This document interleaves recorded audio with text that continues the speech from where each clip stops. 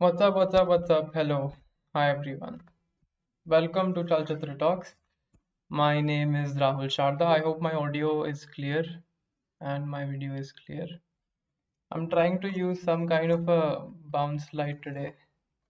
I think I can keep it. I think it looks okay. Cool. Without it, with it. It's like makeup, but it's light. Cool. I'll just take a quick water break and I'll be back.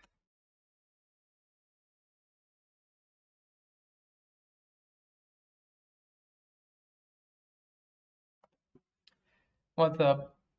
I don't need the headphones today because I don't use the headphones anyway. It's mostly just like it's a placebo basically. If I wear the headphones, I can sort of zone out and because otherwise I'm just living with my parents. So I don't, yeah, I'm not in the zone. But I'm going to risk it today and just be myself. I guess. Augie and Friends, most awkward movie, but still a great lesson. Lesson in what? Dogtooth Yorgos Lanthimos' second film, winner of Prix Uncertain Regard, influenced by Cattle of Purity. Done my homework, Rahul sir. Those smiley faces. Great, dude. Do a hair flip. I don't have hair, dude. In fact, I gave myself a haircut again this morning. It's a very cathartic process to just do this with the trimmer. Abhinav Pathak, wow, talk about dark films. That's what I'm gonna do today. This is a very dark film. Jimin PK, I haven't watched it, but I like Yorgos Lanthimos by watching Lobster. I think he's one of my favorite filmmakers. He experiments so much, and he is also so creative with his plot. Tarun Jain, same lol, haven't watched it. Why my first art film? Great, that's an amazing introduction to art, I must say. Jibin PK, hi Rahul. Hi Jibin PK, how's it going? What's Kerala like right now?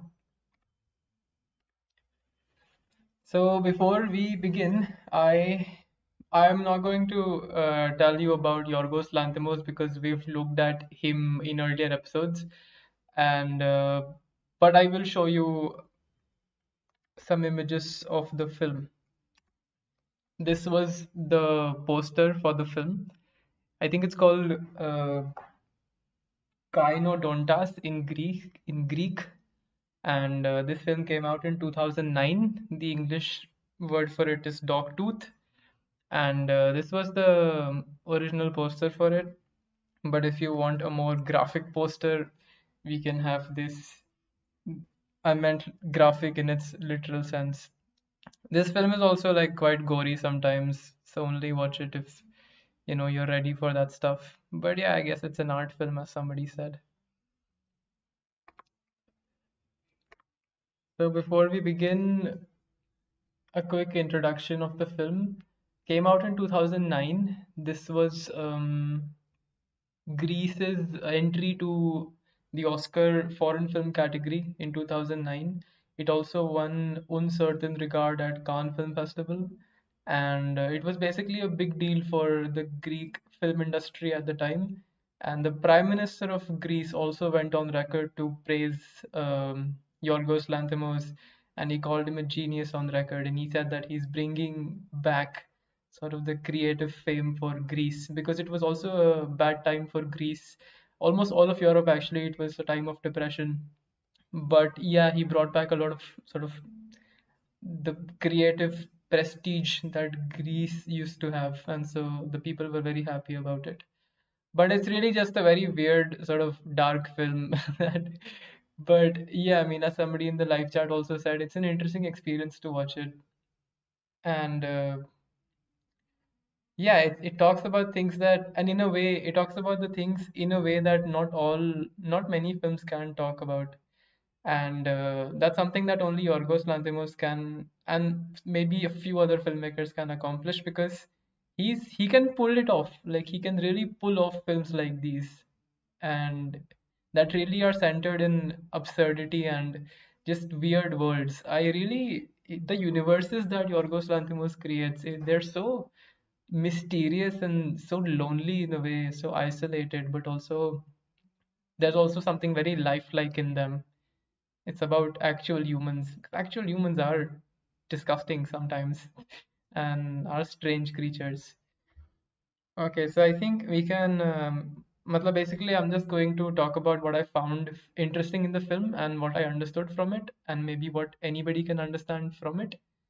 And maybe we're going to look at a bit of like psychology stuff also.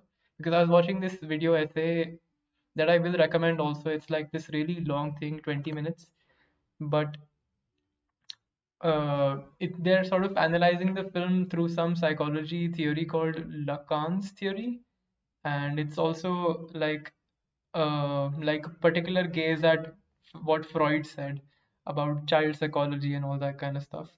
So it's like a, if you can just search on YouTube, it's like a 20-minute thing, and they're analyzing the film through a very psychological lens.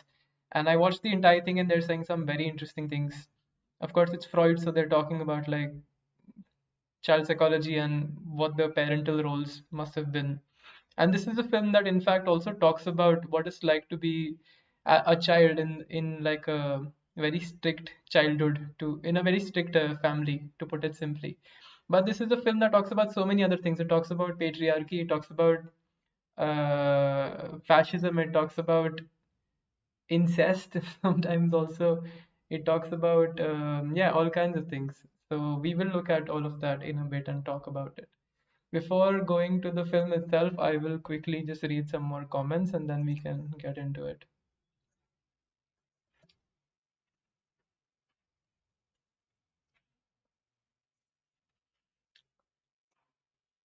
Sneha Rao, will there be spoilers? There's no spoilers with this. I don't think so. But again, like if you're that cautious about it, watch the film first and then. I do recommend this film to everybody, really. Don't just watch this live stream, watch the film also after this. But there's nothing to spoil as such. Like it's not that plot based anyway. I was planning to watch it tomorrow. Thanks for this stream in advance. Web, should we recommend this film to Sadat? But yeah, watch it, I guess. Jibin PK theaters are gonna open soon in Kerala. Everything else the same. Great. Jibin PK, yeah, Web must have recommended this. Cool. So we can look at the film now. Just one sec.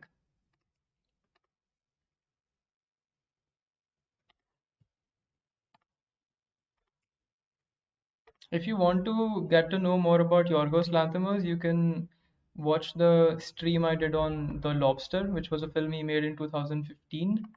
And you can, I think I talked about his childhood also in that film, in that episode. And so you can look at all that kind of stuff. This was, one sec, I need to rescale this. This is how the Greek word for the film is spelled. Greek is such an interesting language because I don't know how to read it. Anything I don't understand is interesting to me for some reason.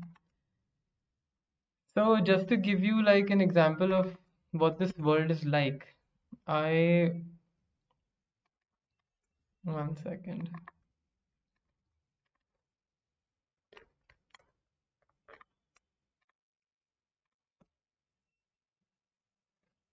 वैभव सादत बहुत wild cinema देखता है.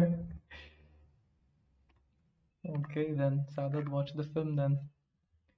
So this is how the film opens. Okay, we see that there's a shot of this tape, and it's basically a recording. One sec, man. I need to figure this. Okay, okay, cool.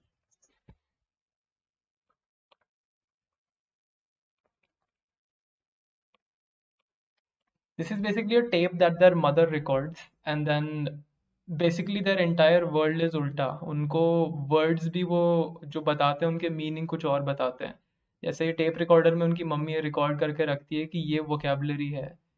I'll come to basically I'll tell you in a bit what's happening, but these are all the words that they're explaining in the tape. And so they say कि C is the leather chair with wooden armrests, like the one in the living room. Example, and they also give examples of sentences with those words. Don't remain standing. Sit down in the sea to have a chat. Highway is a very strong wind. Road trip is a highly durable material used to make floors. The chandelier fell and smashed itself on the floor, but the floor was not damaged because it's made 100% of road trip. So things like that. And through this also we get introduced to the characters. These are the three main characters. They are all siblings.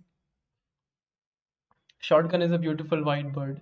So basically, they're making up their own meanings. So now the thing is that this is a film about, it's a very family film actually, if you think about it. This is a film about a family that lives in a house. It's basically North Korea, but it's a house. And so they all live in this house and they have a very strict sort of patriarchal system in the family. And their father is a strange and strict man who has his own rules about things.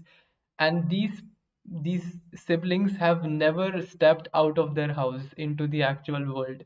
This is an isolated house. It's a big sort of bungalow on the outskirts of a city in Greece, and they have never stepped out of their house. All their lives they've been inside because their parents are too afraid of sending them out, or maybe they're just, in a way, this also talks about like fascism and censorship because nothing from the outside comes in without the parents' permissions.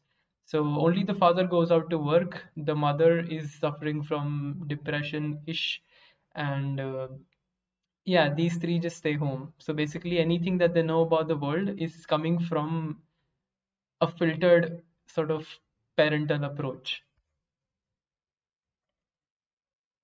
And throughout the film, as is common with Yorgos Lanthimos also, we see so many metaphors about so many things.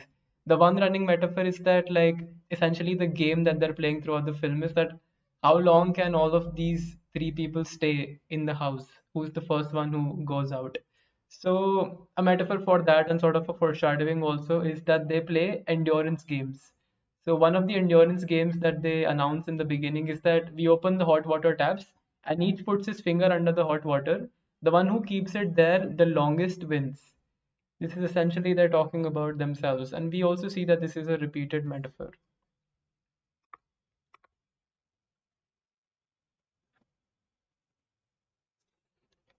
In another scene, I made a category for like the words that they learned.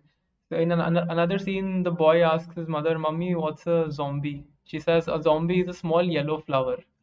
So then at another point in the film, he's looking at the lawn for like five seconds. He's looking at the grass. And then he announces, "I found two little zombies." So there is humor in this film also. It's a very weird kind of a humor, but it's still humorous. For example, like one scene that I did find funny was, and in a way, it's also a lot of visual comedy, like even in terms of cuts and what do you cut from and what is the next shot. So this one time, as I said, like this is the father who's this very strict man and never allows his children to go out. So at this one time in this film, he comes back from the office and he's carrying like a theli with fish inside it. So he brings the fish and he puts them in the swimming pool, and then he goes in and then he waits for his daughter to realize that there are fish in the swimming pool now. So she comes running and she says there are two fish in the pool. And so he now pretends to sort of be this very alpha male figure that's going to go to the swimming pool and get rid of the threat that is fish, and then becomes sort of the man of the house again. And he keeps doing sort of these drame and nautankies in the house just to maintain his power position. So he says, I'll be there in a minute. And then he finishes the juice, and we also see him like in his office dress, is in his office clothes right now. And then we suddenly cut to, this is the next shot after this. He walks in wearing this sort of scuba diving wear or something. And then he's walking towards the pool, and then he jumps in, and then he sort of kills the fish with the spear that he's carrying, some kind of. So it's visual comedy like this, like he's sitting at a place and he's wearing his office clothes, and suddenly cut to he's half naked and wearing like scuba diving clothes. But like somehow this is very, and there is no background score as such in this film. There's mostly silence, which sort of adds to the dark humor. Matlab, I think this also transcends dark humor in a way. You're not sure if this is funny.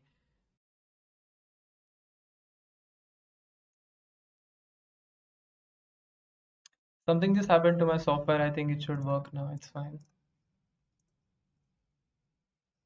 Basically, things go wrong when at some point I'm not gonna go into like, because there's also a lot of explicit sexual content in this film, but I can't obviously show that on YouTube.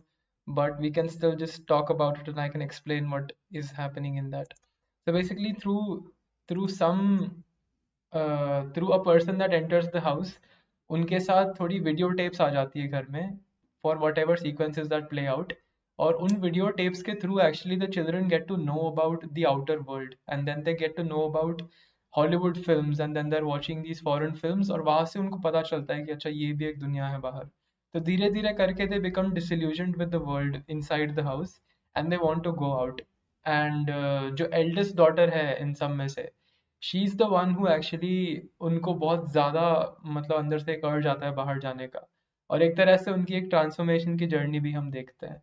तो जब वो Hollywood फिल्में देखने लग जाती है बहुत सारी, तब उनका एक कंडीशनिंग होने लग जाती है.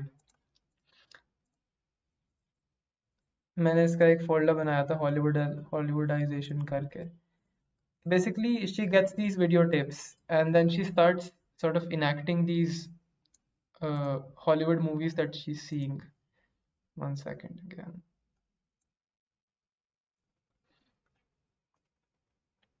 So when she watches a boxing movie, she starts enacting like a boxing actor.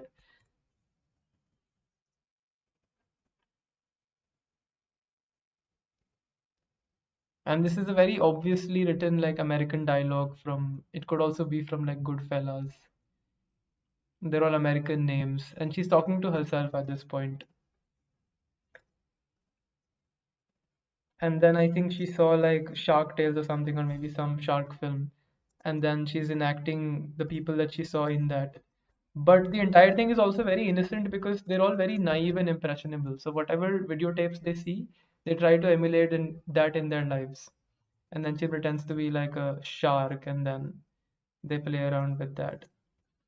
But basically, the one change that starts happening in the household is that the eldest daughter especially becomes aware of the fact that there is a life outside of this. Or but in a way, like this film talks about censorship and fascism in the sense that जो एक पूरा metaphor चल रहा है वो ये है कि मतलब the power positions are censoring information from the people who they have control over, and उनको उन्होंने जो rules बताए उन्हीं को उतने ही पता है, उसके बाहर उनको कुछ पता नहीं है. तो how they grow up in that certain environment, that is what we realize. And they control everything about them. They control their sexual lives also, which is what we see in the film. At some point, the father wants to get a dog, but since he is the man that he is, he wants to get the dog trained first. And so he goes to this dog trainer, but he sees that the dog trainer is treating the dog very badly. So he says that I would like to take my dog back. So the dog trainer says that no, but he's still in the second stage of training. So he says that let me explain. And so this is the sort of sequence wherein, although there is no like actual obvious dialogue in the film that points out what this film is about, But this is like a very subtle sort of dialogue construction wherein they're saying ki this is exactly what the father is doing to the children in the house. He's sort of treating them as pets और उनकी वो एक dog training कर रहे हैं. So this is the actual dog trainer जिसके पास वो जाता है अपना dog लेके. So he says just replace dog with children in all of these sentences. A dog is like a clay. Our job here is to shape it. A dog can be dynamic, aggressive, a fighter, coward, or affectionate. It requires work, patience, and attention from us. Every dog, your dog, is waiting from us to teach him how to behave. You understand? We are here to determine what behavior the dog should have. Do you want a pet or a friend or a companion or a keeper that respects its master and obeys our orders? Do you understand? He says, I do. So this is a very strange scene like in the middle of the film wherein they're actually explaining what's happening back home also.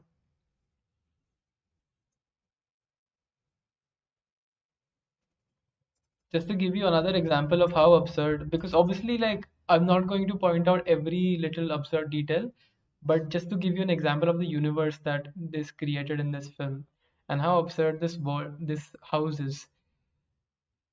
In at one occasion, this boy is doing cartwheels in the garden, as you do, and while doing the cartwheels, he comes across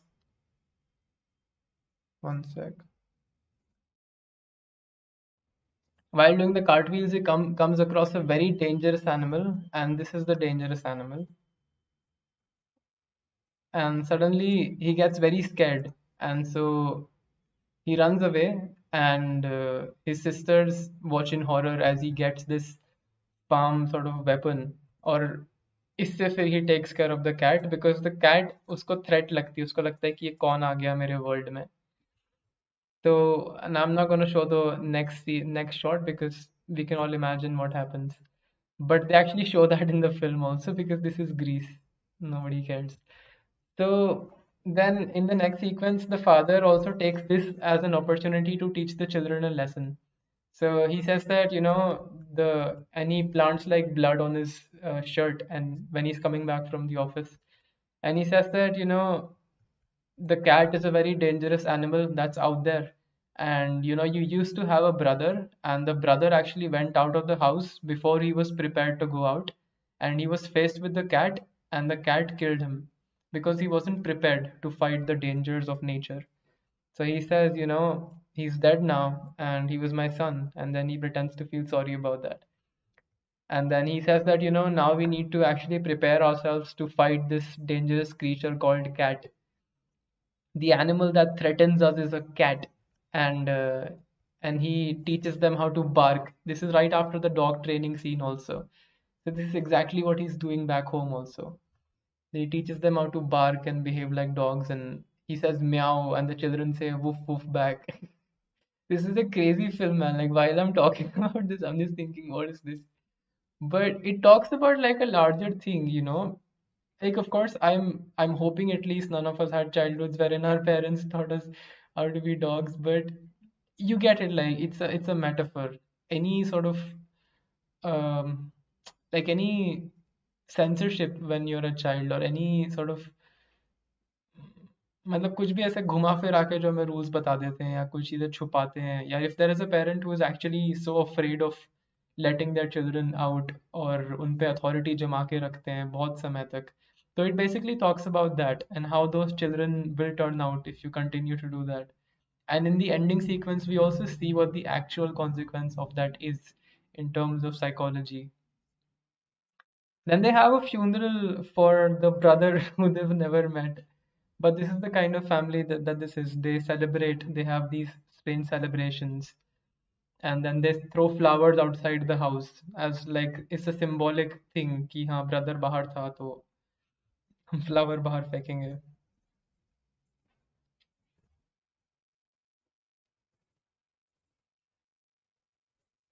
This is the youngest sister of them all, youngest sibling. And she cuts, I'm not even kidding, like she cuts the legs of Barbie dolls for fun. That's the kind of things that go on in this house. So that's what happens to your kids if you don't let them socialize. If any parents are watching this, please let your kids out. Not right now. Stay home right now, but in general life, let them out. And this father is a compulsive liar, and he is changing everything according to sort of his narrative. And so at some point, he plays this English song on the radio, and he's translating that song in real time. And so he says, because the song is something else. The song is some romantic song, and he's saying, "Mom loves us," and he's translating in Greek basically. He says, "Mom loves us, Dad loves us. Do we love them?" And they all say, "Yes. I love my brothers and sisters." This is sort of like the song that we used to sing back in my convent school.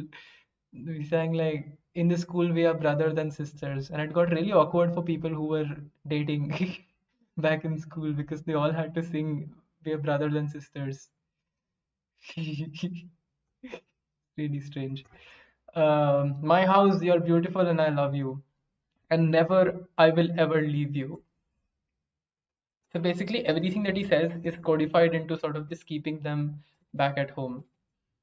And their idea of entertainment is also so bland, it's so clinical. So this guy says he has like a system of giving points to everybody, to all the kids. So if they do well, if they behave, if they don't break any rules of the house, they get points for an entire week. And on a particular day, whoever has the maximum number of points gets to choose the entertainment. So at this occasion, the brother has the maximum points, so he gets to choose the entertainment, which is that they watch these videotapes from their childhood. And but this reminded me of there was this French music composer called Eric Satie, who I admire very much, and I love listening to his music. And I'm sure you've heard his instrumentals in so many films. You may just not know his name, but search YouTube for Eric Satie. So Eric Satie was actually also a very interesting man, and I was sort of looking at his life a long time ago. And he was basically also a very clinical man in the sense that he liked everything to be particular. He only ate white things, he only drank white things. I don't know what that means, but like he did that. And he also had a very specific sort of routine of entertainment. He would invite his friends over for dinner, and then he would sort of divide the entire time that the friends were over into particular segments.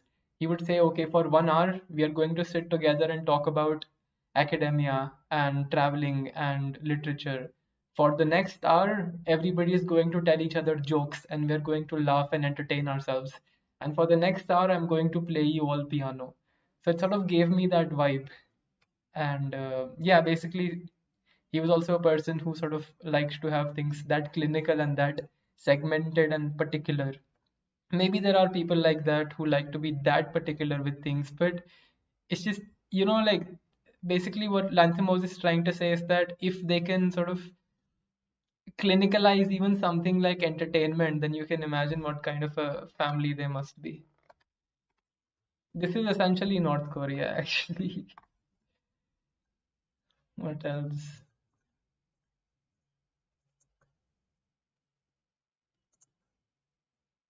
One thing that a lot of people have also noted while I was reading reviews was that although like these were mostly like not so mature reviews, because this is something that you also see in other films, but people were who are sort of people who are used to the commercial Hollywood sort of films, they were a little surprised to see that like Lanthimos was not concerned about the characters' heads being out of the frames, and you see that in so many shots. In this sequence, they're talking, and this person's head is out of the frame, and then she also gets up, and they're both out of the frame, and then they go out. So I did read a lot of matlab reviews to actually see what people think that this might have been about. But I don't know, like to me, when I was watching this, did not actually stick out that much. I don't know, maybe I've seen other films like this, but this was like a concern for people. But a lot of people also said that this was about authoritarianship in a way that like matlab you're cutting off people's identities, and the faces aren't important anymore, or it's like people are matlab basically you're not showing them the entire thing. You're censoring information in a way, but open to interpretation. Really, it might just be an artistic decision. But I also read somewhere that he sort of wanted this film to have a very videotape-ish feel, like home video feel. So sometimes when you're making home videos, you don't really think about if you're covering the entire subjects, or he wanted it to have like an immature feel. Shit, I'm sneezing so much. It's very cold in Jaipur. It's very, very cold in Jaipur. Um, Something's wrong with my software today, but it's fine. I'm gonna read some comments.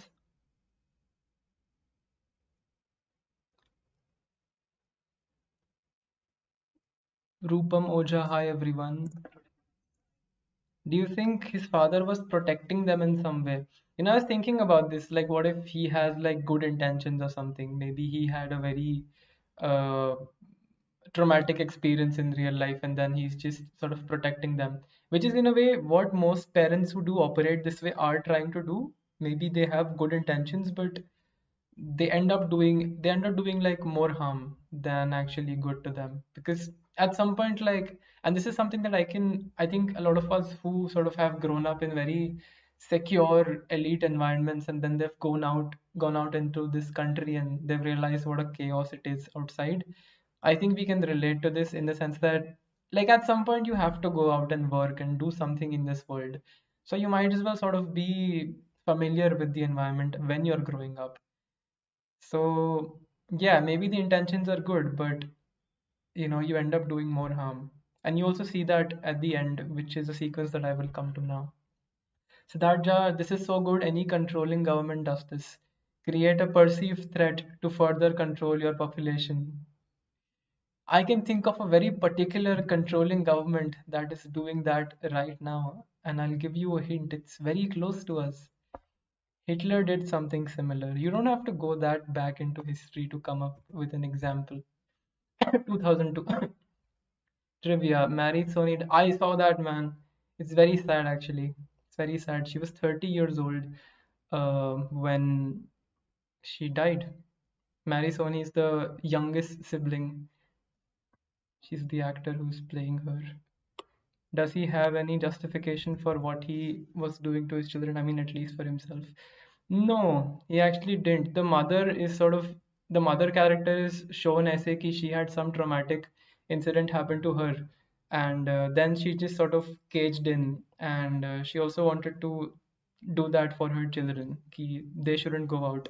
But father का इतना कुछ नहीं था. I don't know. But एक तरह से वो patriarchy भी दिखाई है, because everybody in the house listens to the father and they obey what he says and he sets the rules. But the eldest sister is the person who starts to smell the bullshit and then tries to sort of matlab transform herself into somebody else and then eventually get out, which we will see in a moment. They fight together, TV remote, yes. A lot of imagery about like audio visual influences. That's videotapes, TV remote में fight हो रहा है, and बहुत सारे ऐसे ना बाहर के वर्ल्ड के कनेक्शन की इमेजरी है, ऐसे बार बार एयरप्लेन्स दिखते हैं उनको ऊपर, टेलीफोन्स पे ऐसा वो करते रहते हैं, कोई कनेक्शन नहीं होता पर फिर भी ऐसे। और हाँ, मतलब वो ऐसा बहुत बाहर की बहुत चीजें दिखाई है। तो video tape is something that there are two kinds of videotapes in this film. One is that the family has made the videotapes themselves, जो उनके home videos है, और वो भी वो देखते रहते हैं बीच बीच में for celebration and entertainment. The other videotapes are जो बाहर से through some ways आ जाते हैं, and they are basically Hollywood films or something that expose the children to the outside world. So in a way, like, this is also like a comment on maybe Hollywood. And one of the reviews also said that like everything is fine in this household until sort of sex comes in, and until the entire um, the Hollywood school of thought comes in, and that corrupts sort of the minds. Whatever corrupts means here, but that basically makes them dream beyond their sort of fascist state of affairs.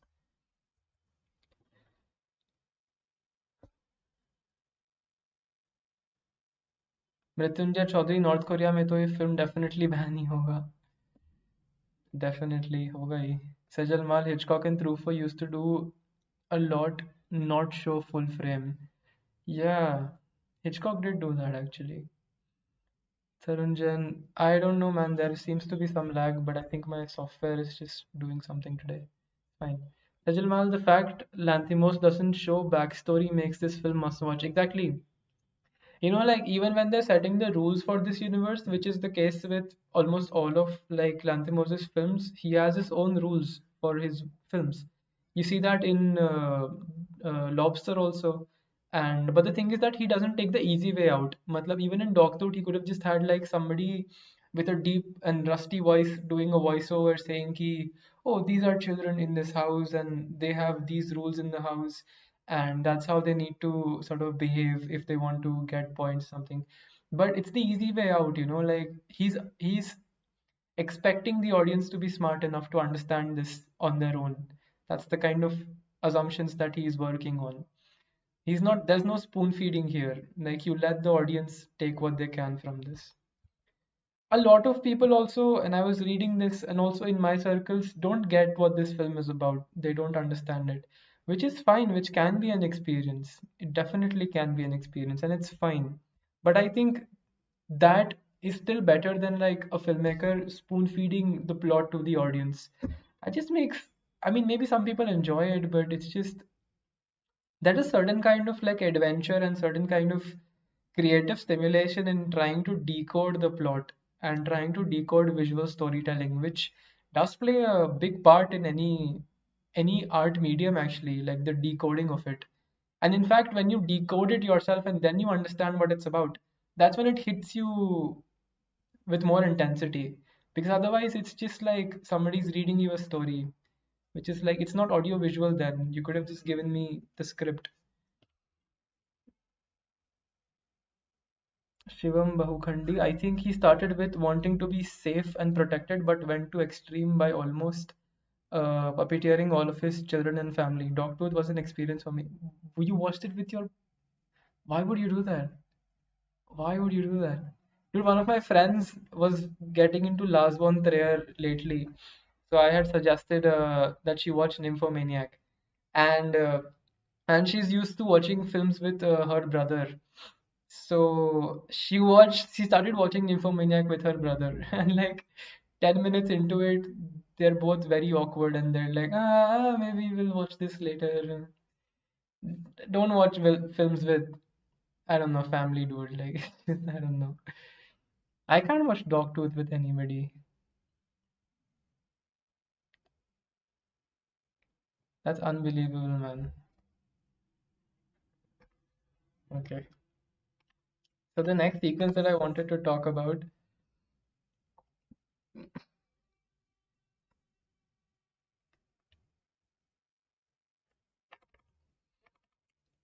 So okay, maybe I'll give you like some details. So basically, what happens is like this there's a security guard character who the father hires to have sexual intercourse with his son because he thinks that's a natural need for him and it needs to be fulfilled regardless of how regardless of whether he's caged in or not. It's a natural desire.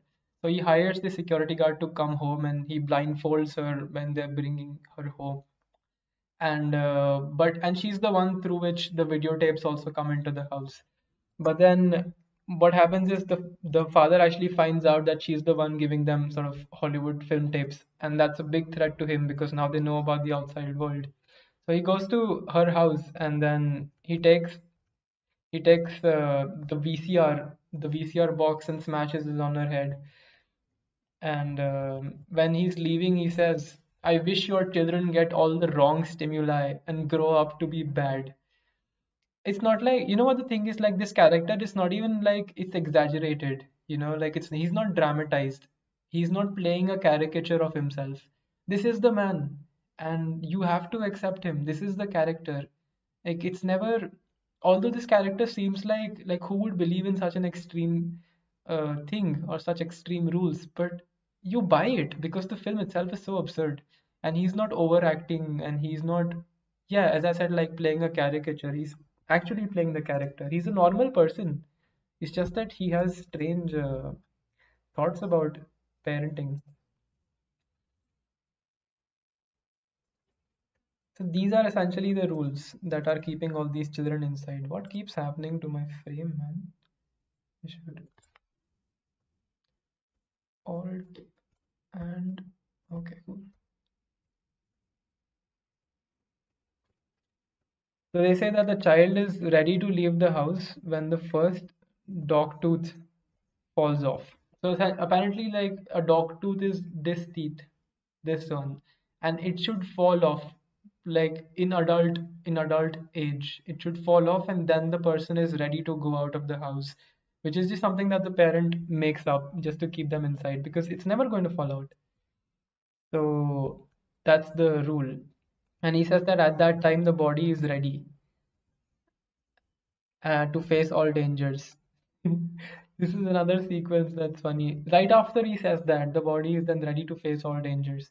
I don't know if I can say this word on Chalchitra, but she says, "Mom, what is the C word?" And she says, "Where did you learn that word?" And she says, "On the case on top of the VCR tapes that were brought in." So she says, it is a large lamp. Example, it got switched off and the room got all dark. So there are like tidbits of humor in this film also like that, but like very strange sort of sexual humor also sometimes. And the punishments in this universe are also so strange because this one time the boy breaks some rule, okay? And so they have him drink mouthwash and then keep it in his mouth until the parent says, okay, you can let it out. So he keeps the mouthwash and his mouth is burning and he keeps it in his mouth for like a minute or so. And then he's allowed to spit it out. So these are the innovative punishments that it's essentially a fascist state. It's a fascist state, really. They have these strange punishments for things. So when the father realizes that the girl is watching all these films on videotape, this is, I don't even know who came up with this. Like, how do you come up with this punishment? He tapes the videotape on his hand and then he hits her with the videotape. I don't know. Maybe it's a metaphor. So essentially, I'll come to like the ending now, basically, and tell you what was the interesting takeaway for me from this film. So at some point there is, oh, I should tell you the name thing first. So when I was looking at the psychoanalysis of this film,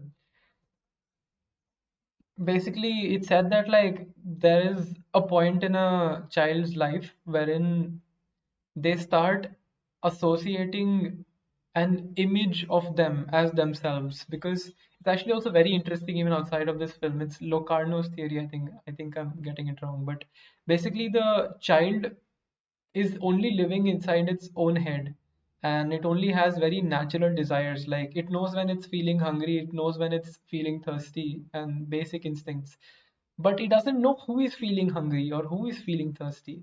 But there is a stage in every baby's development wherein they look at themselves in the mirror, and that's when they sort of form an individualism or an identity, and then they sort of add two and two and they think, okay, all this time this person has been feeling hungry and this person has been feeling thirsty. So that is a particular point in a baby's development where they sort of understand who they are and they have a representation of this basically. So in a way it's identity formation. So this happens, like apparently quite late in their life because also they don't have any names. The eldest daughter is just called the eldest daughter. And so because she's watching American films now, so she decides to change her name to a very obviously American name called Bruce. And she says, I want you to call me Bruce. And the other sibling says, what is Bruce? And she says a name. And then she says, when you call me Bruce, I'll respond. And so she goes and sits far away and she calls her and she says, Bruce. And then she looks at her. So, like this is also dog training in a way. Like you call a dog and then it looks at you. There are so many metaphors in that stage. And in a way, the father is also shown as this trainer figure, this power figure who's sort of keeping everybody else on their leash, essentially. And she keeps doing this. if you're a psychology student, you will have so much fun with this film. There's so much to sort of analyze and decode. Again, the faces are out of the frame because Lanthimos doesn't care about rules. So I think now we can come to the iconic dance sequence and then we can look at the ending. So they're celebrating the parents' anniversary as if it's something that can be celebrated. Then they're dancing, and the younger daughter says that, Dad, I'm tired now. Can I stop? And so she says, okay, yeah, okay, come here. And then she sits down. But the eldest one, because she's also sort of in her transformative period now, and this becomes almost like a saturation point to her, and this is her last straw, like when she's beaten by the videotape-ish thing. And so now she goes crazy with the dancing. And you have to watch this dance sequence to actually understand what this is about. I cannot tell you in words. It's just, it's a very strange sequence, but it's very cathartic for the audience after this entire long stretch of build up, but also for the character because now this is self-expression in a way, and she's forming this individuality. Because like otherwise, what would happen if is that she's tired, then she would also sit down, and because it's groupthink in a way. But now we realize that she has become her own individual. She has a name called Bruce, and she also has influences of all of these foreign imagery. And so now she knows what she is actually. So she dances, and she does some crazy dance moves, and she goes crazy basically. And then the parents have to stop her at some point. But the same night, what happens is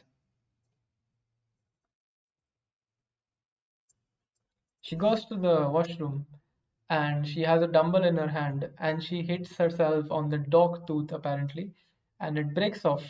And because those are the rules, like only when your dog tooth sort of breaks, only then can you go out. And even then, you can only leave in the car if you want to get out of the house. Those are the rules. If you're not in the car, the cat is going to eat you, and there are other dangers out there. Imagine, like, although it's hard to imagine probably, but maybe in the lockdown actually we can. It's a very good analogy. I actually haven't been out. Like I've been out once in the last 8 months, but fortunately this is Jaipur, so there's a lot of open space.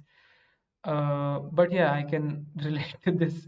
These people have not been out in like however many years they are, like maybe 22, 24-ish. So when she decides that she's going to break free, she comes out and then she steps into the dicky of the car और वो खुद को बंद कर लेती है उसके ऊपर से, because the only way you can go out is the car.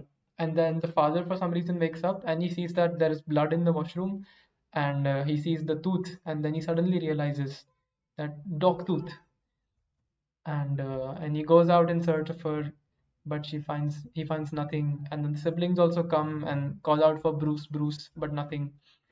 So the next day, and he also is quite nonchalant about it actually. He's very casual about it. And when he realizes that she's gone, he says, I'll go get the dog tomorrow. The fifth stage of training must be completed by now. Also, this is the frame that was very interesting to me because even when the daughter is missing, the three of these still don't come out of their assigned boundaries. It's a Lakshman Rekha in a way. And so the siblings and the mother, they're all pets of this master. It's a comment on patriarchy also in a way. This frame itself is very interesting and it's towards the end. So, and then we see that the next day, the father drives the car to the factory, and he gets out, goes inside, and now we cut to the dicky, and she's inside this thing, and we know that. And now we stay at this shot for about 25 seconds or so. It's just this shot for 25 seconds. Nothing else happens. But we know that she's inside. And 25 seconds ke baad it cuts to black. It never tells us if she came out or if she didn't. Now there are a lot of theories about that she will never come out, and if she did, then like what would happen with that? But I would say like she didn't come out and she cannot come out, because even more important than what happens to her is the fact that like the conditioning of her life has been such that she's now so scared of the outside world that even when she has the ability of freedom and she's outside, but she can still not jump out of the car because there's just something that's holding her back, even though she's outside now. And if you understand this from a psychology perspective, it's if you grow up a certain way, wherein like everybody around you or all the influences around you are speaking of this world that's a dangerous place and it's a place that you shouldn't go to unarmed or sort of alone, then even when you step out, you sort of always have this anxiety. Especially if you're in a city like Mumbai, it's so chaotic and it's also intimidating in a way, especially if you grew up in a smaller town. So it's a bit intimidating at first when you realize that, this is the outside world. And so this scene also talks about in a way that because you've had that conditioning, you can't properly actually go out into the society. So this film essentially becomes a comment on sort of a parenting like this or a childhood that might have been spent like this. But really, it's open to interpretation, and anybody can look at it in any way. This might even be like a film about North Korea, might just be.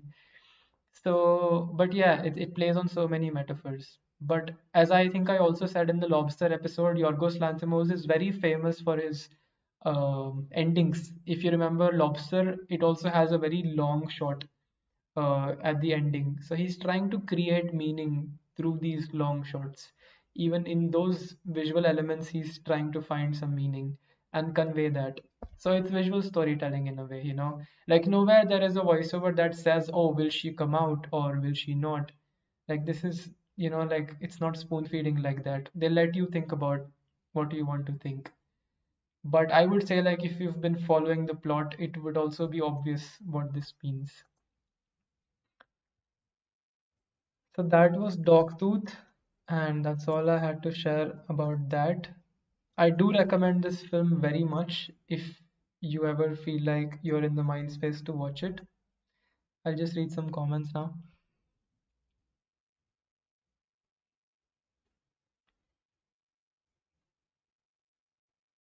After 10 minutes, they connected with the parents' character a lot and started acting like that. Dude, that's really cool. Like, if you could get through Dogtooth with your parents, I would go and like take maybe like 15 bathroom breaks or get water from the kitchen 15 times and start acting like that. Yeah, Hindustani parents. Have you seen movie where Tom Hardy had shot? Yeah, that's called. I've seen the movie. I can't remember. It's a British film, I think. But I've seen the film. The entire thing is in a car, except for I think the last sequence. Siddharth, bye man, gotta study now. Good luck, man. Asif Khan, yes, okay. Cat scene is super cool. Show that. Shivam Bahukhandi, that howling sequence at the end of Dogtooth was chilling. Aman Verma, hey Rahul, Understanding Films is my favorite series in Chalchitra Talks. Love your stream on Abbas Kiarostami, Wonkar Vai, and Ang Lee. Thank you so much, Aman Verma. Shivan Bahukhandi, exactly, Sejal. Shivam Bahukhandi, Sejal, sorry. Very specific. Abbas Kiarostami, Wonkar Vai, and Ang Lee. Great, man. I'm assuming you also like those filmmakers then. But thank you, man. Like, these are the feedbacks that keep me going. I'm also really enjoying doing these live streams. Sejal, do you think other than father character, every other character were naive like child? Do you think Lanthimos wanted to say our world is strange, but we are stranger? Such an interesting sentence. I don't think the mother was naive. I think the mother just sort of had a breakdown and then she just sort of surrendered to the father and did what he said, which also speaks of patriarchy in a way. And I think Lanthimos has always been wanting to comment on a strange world. I don't know what that sentence means if you say that like we are strangers to a strange world. Too many layers for 9 p.m. Given PK creative punishments for sure, man. Did your parents ever have, like I'm asking everybody, did your parents ever have like such creative punishments? मेरे साथ इतना तो कुछ नहीं हुआ था मतलब ठीक था. Asif Khan Sejal, have you seen Lawless? What a scene it was when they cut his throat. Okay. Hey Rahul, can you do Stalker? Maybe, maybe. Sajal, yeah, yeah, yeah. Okay, okay, okay.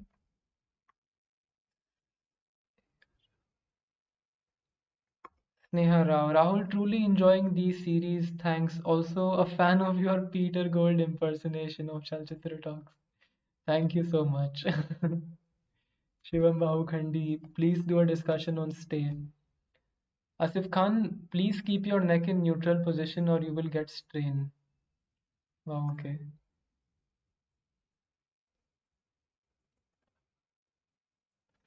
Amitav Mehti, if the audience will interpret the film in their own way, then how will we get to convey what the maker is trying to say?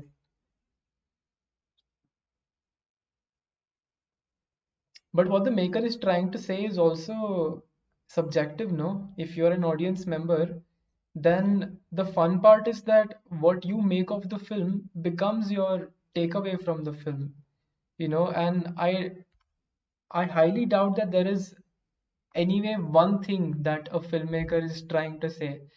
If like David Lynch, who's sort of famous for his ambiguous films and he never explains what he means, said in an interview that like Eraserhead is his most spiritual film. And then people said, like, elaborate on that. And he said, no, because, like, for a filmmaker, like, the process is such that you get an idea and then you make a script out of it, then you storyboard it, then you shoot it and you edit it, and then you show it to the audience. And then if the audience asks you to boil the film down back to the idea, then that's unfair actually for the filmmaker because there's an entire process that went into it. So it's not fair to actually like hold the filmmaker responsible for one thing that they want to say. Definitely like there are films that are, why is my video lagging so much?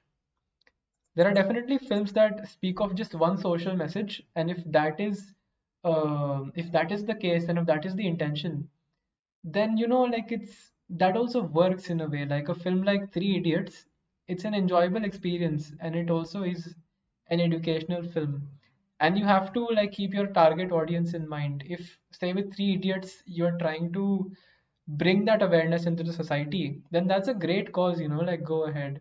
But then the thing is that like the audiovisual medium and the capacities of this medium are a separate issue then, but obviously like there are differences in audiences that enjoy different kinds of things, and it's the same with all art forms really. It's just that film is something that has become so influential and so uh, popular, which is why we tend to think of film as a in a different context. But why would you not say that about a painting, say like if because the fun with a painting, if you go to an art gallery, is to look at the visual piece and then try to understand what the artist is trying to say. Now, if the same thing could have been written on the painting itself, that this is what I'm trying to say explicitly, then what's the fun? Like it's the same with an instrumental piano piece. Like the piano player is never talking about what he means by that tune, he's just playing it, right? So it's a bit like that with the audiovisual medium also. But you like what you like, it's fine, definitely. Jibin PK, I watched Mobius, directed by Kim Ki-duk, one of the most emotionally haunting films I have seen, and got fascinated by how he made the film without any dialogue and used very less BGM. Films like these appeal to a certain kind of people who, I don't know, like to me, because if the editing of the commercial films also does not actually make sense anymore. I can't really tune myself in with that pace of editing. And that's a lot of people also. A lot of people feel that way. Rahul, please do a stream on Paul Thomas Anderson. Sure, I might. Somebody says PTA is overrated. There's always one person. Jibin PK, yes, David Lynch never explained this film. I saw a video essay where he says no multiple times in different occasions when he is asked to explain his films. Which might also be a little arrogant, but like, okay, like it's fine. It's David Lynch. Even Stanley Kubrick never explained this film. That's what the thing is, right? You can't boil the film back to like one idea. Otherwise, I would have just told you that idea, no? Why go through the entire effort of making a film about it? Make a video on Gasper? No, I might. Okay, but for now, this is what I had to share. Thank you so much. Keep watching Chalchitra Talks, and if you enjoy the content that we make, please support us by becoming community members. Or if you like this series, then consider giving us super chats so we can continue to have these discussions and have these interactions. Okay, thank you so much. I'll see you in the next episode.